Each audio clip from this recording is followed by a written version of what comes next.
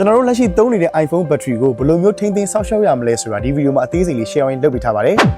battery ကခဏခဏကျသွားတာတို့တရက်ကိုအား3-5ခါလောက်သွင်းနေရတာမျိုးတို့ကြုံရင်တော့ဒီဗီဒီယိုကမိတ်ဆွေတွေဖြစ်မှာပါ။တို့ iPhone ဘယ်လောက် battery ခံလဲလို့ဒီဗီဒီယိုမှာအပိုင်း3ပိုင်းနဲ့တင်ဆက်ပေးထားပါတယ်။ iPhone battery ကိုအဓိကပျက်စီးစေတဲ့အကြောင်းရင်းတွေ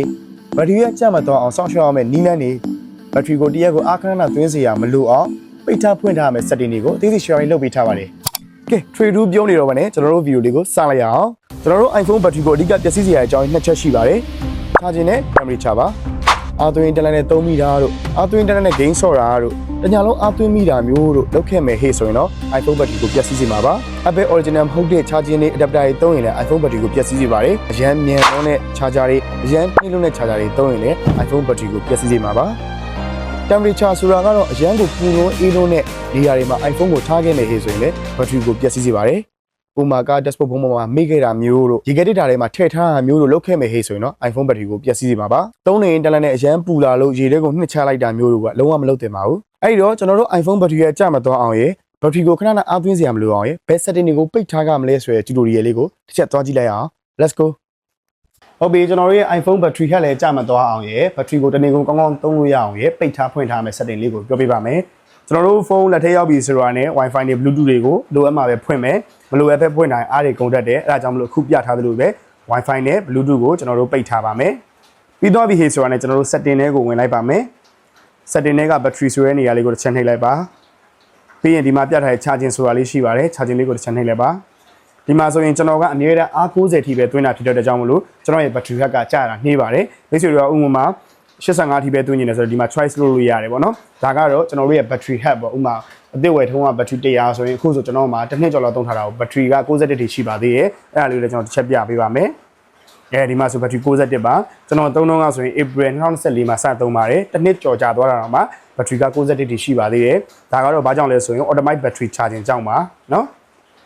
်ပြီးတော့ပြီဟေ့ဆိုရင်ကျွန်တော်တို့ပြန်ထွက်မယ်ထွက်ပြီးတော့ setting တွေကနေ general ကိုနှိပ်မယ် general တွေကနေမှတစ်စင်ကျွန်တော်တို့ background app refresh ဆိုတာလေးကိုတစ်ချက်နှိပ်လိုက်ပါမယ်ဒီကောင်ကဘာကိုပြောတာလဲဆိုတော့နောက်ွယ်မှာကိုမသုံးမဲ့နဲ့နော် internet ဖွင့်ထားတာနဲ့နော် notification နဲ့မဝင်အောင်နောက်ွယ်မှာ app တွေ RAM နေအောင်လို့ပိတ်ထားတဲ့စနစ်ပါအဲ့စနစ်က battery ကိုအရန်ခံစေပါတယ်နော်ကျွန်တော်ပြထားလို့ပဲအခုလို off လုပ်ထားပါနော် off လုပ်ထားရင်တော့ကျွန်တော်တို့ battery ကိုအရန်ခံစေမှာဖြစ်ပါတယ်ပြီးရင်နောက်ထပ်ကျွန်တော်တို့ battery ကိုစားစေရတဲ့တစ်ချက်ရှိပါသေးတယ်ဒါကတော့ location မှာညံတော့ကျွန်တော်အခုရိုက်ရှာသလိုပဲ setting မှာ location လို့ရိုက်ရှာလိုက်ပါနော်location service location service ကတော့လိုအပ်မှာပဲဖွင့်ပါမလိုအပ်ဖက်နဲ့ဖွင့်ထားရင်လည်း battery ကိုအရန်ကုန်စေပါတယ်နော် location service ကိုဘယ်နေရာနေမှာဖွင့်နေလဲဆိုရင် Google Map သုံးတဲ့ခါမျိုးတွေဟေးဆိုရင်တော့ location service ကိုခဏဖွင့်ထားတင်ပါတယ်မလိုအပ်ရင်တော့ပိတ်ထားလိုက်ပါပြီးသွားပြီဟေးဆိုရင်ကျွန်တော်တို့တစ်ချက် display တွေကိုဝင်ပါမယ် display ထဲမှာအခုသုံးထားသလိုပဲ dark mode နဲ့သုံးခြင်းက iPhone battery ကိုပို့ပြီးတော့ခံစေပါတယ် light mode ဆိုလို့ရှိရင်အလင်းပြန်အားတွေ radiant တွေအရင်များတဲ့အတွက်ဖုန်း battery ကိုကုန်စေပါတယ်အဲဒါကြောင့်လို့ dark mode နဲ့ထားသုံးပါမယ်ပြီးပြီဟေးဆိုလို့ရှိရင်တော့ကျွန်တော်တို့ရဲ့ဒီမှာ rise to wake ဆိုတဲ့ system လေးကိုပိတ်ထားလိုက်ပါ rise to wake ဆိုတာကကြတော့ဒီလိုမျိုးလှည့်ထားတဲ့နေရာမှာလှန်လိုက်တာနဲ့ဒါဖုန်းကိုပွင့်စေမှာဖြစ်ပါတယ်အဲ့စနစ်ကလည်းအားကိုအရန်ကုန်စေပါတယ်အဲ့အတွက်ကြောင့်မလို့ပိတ်ထားလိုက်ပါမယ်ပြီးတော့ဒီဟေးဆိုလို့ရှိရင်တော့ always on display ဆိုတာလေးကိုပိတ်ထားလိုက်ပါမယ် always on display ဆိုတာမိတ်ဆွေတို့သိတဲ့အတိုင်းပဲဖုန်းကိုပိတ်ထားလိုက်ရင်နိုင်ပုံလေးပေါ်တဲ့ဟာပါเนาะအဲ့ဒါလေးကိုကျွန်တော်တို့တစ်ချက်ပိတ်လိုက်ပါမယ်ပြီးရင်ကျွန်တော်တို့အပြင်ကိုတစ်ချက်ပြန်ထွက်မယ် setting တွေကနောက်ထပ်ပိတ်စရာတွေအများကြီးကျန်ပါသေးတယ်เนาะကျွန်တော်တို့ notification တွေကိုတစ်ချက်ဝင်ပါမယ်ကိုသုံးမဲ့ notification တွေကိုပဲဖွင့်ထားပါเนาะကျွန်တော်ဆိုလို့ရှိရင်ဒီမှာပိတ်ထားရရှိတယ် Canva ဆိုကျွန်တော် notification မသုံးဘူး CapCut ဆိုလည်းကျွန်တော်မသုံးဘူးကြော်ညာတွေเนาะပြီးလို့ရှိရင် background မှာ RAM နေအောင်လို့ notification တွေကိုပိတ်ထားခြင်းကလည်းဖုန်းရဲ့ battery ကိုအကြာကြီးခံစေပါတယ်เนาะပိတ်ပြီးသွားပြီကိုမလိုအပ်တဲ့ app တွေပိတ်ပြီးသွားပြီဟေ့ဆိုလို့ရှိရင်နောက်တစ်ခုကျန်ပါသေးတယ်ကျွန်တော်တို့ရဲ့ဖုန်းကသွားတဲ့ animation motion တွေကို short ချပါမယ်ဒါကိုဘယ်လိုခေါ်လဲမင်း reduce motion လို့ခေါ်ပါတယ် reduce motion လေးကိုကျွန်တော်တို့တစ်ချက်ပိတ်ထားလိုက်ပါမယ်ကျွန်တော်ကတော့ဒီနေရာမှာရှာရတာ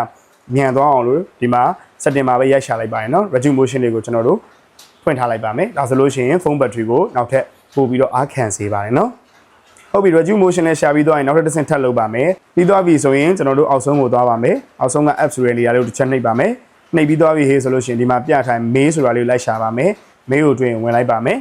ပြီး mail account ဆိုတာလေးကျွန်တော်တစ်ချက်နှိပ်လိုက်ပါမယ်နှိပ်ပြီးသွားပြီဟေးဆိုရင်ဒီမှာ first new data လေးကိုတစ်ချက်ကြည့်ပါမယ်ဒီမှာအပေါ်ဆုံးမှာပြထားတဲ့ post ဆိုတာကကြတော့ကျွန်တော်တို့ internet ဖွင့်လိုက်ပြီဆိုတာနဲ့ mail တွေတောင်နဲ့ဝင်လာတာပေါ့နော် iCloud မှာမဝင်အောင်လို့ကျွန်တော်က post ဆိုတဲ့ခလုတ်ကိုပိတ်ပေးထားပါတယ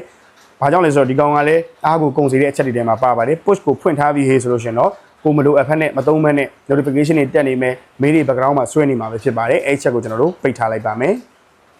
ပြီးရင်ကျွန်တော်တို့အများတန်းကြုံနေရတဲ့ပြဿနာတစ်ခုရှိပါတယ်ဘောင်းမီအိတ်ကတ်ထဲမှာထည့်ထားလို့ရှိရင် iPhone screen ကြီးကပွင့်နေပြီးတော့